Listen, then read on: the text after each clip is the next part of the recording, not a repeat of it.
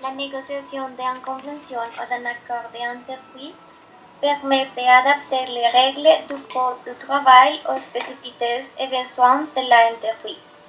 Ce sont en principe les délégués syndicaux qui négocient avec l'employeur.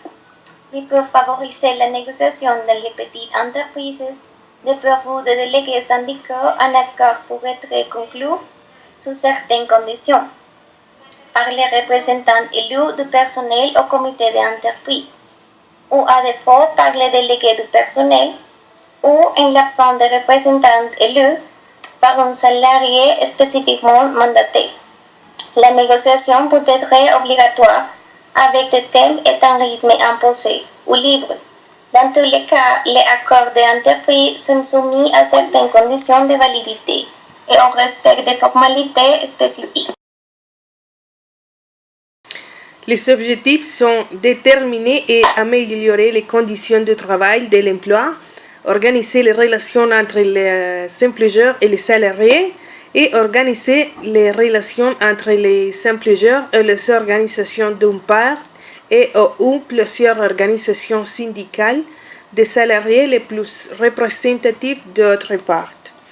Cet accord favorise la démocratie dans les pays car il permet de réaliser les droits et obligations des employeurs et des employés.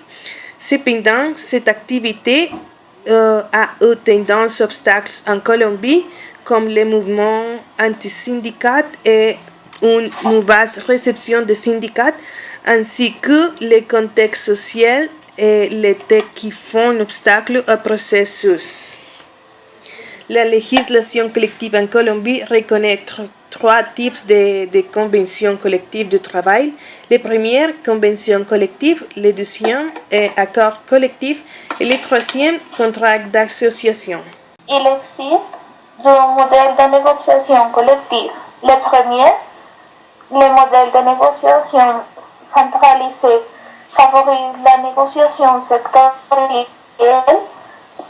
c'est-à-dire négocier fédération ou des organisations d'employeurs car il couvre un grand nombre de travailleurs.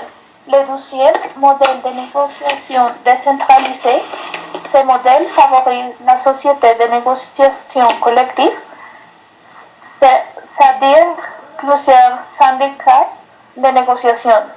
Dans le début, les groupes syndicaux devraient être constitués selon les institutions religieuses ou politiques. La première partie syndicale colombienne a été formée par des tailleurs, des cordonniers et autres artisans sous le nom de Société d'artisanat de Sonsón. Les mouvements syndicaux plus importants de la Colombie sont les suivants. Federación Colombiana de Educadores.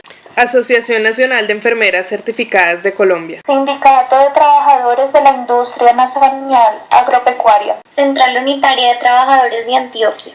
Central Unitaria de Trabajadores de Colombia. Asociación de Institutores de Antioquia. Asociación Sindical de Empleados de Suramericana de Seguros. Unión Sindical Obrera. Unión Sindical de Trabajadores de las Comunicaciones. Sindicato Nacional de Trabajadores de la Industria de Alimentos, SINALTRAINAL. Sindicato Nacional de Trabajadores de la Seguridad Social, Sintraseguridad Social. Asociación de Empleados Oficiales del Municipio de Medellín, ADEM.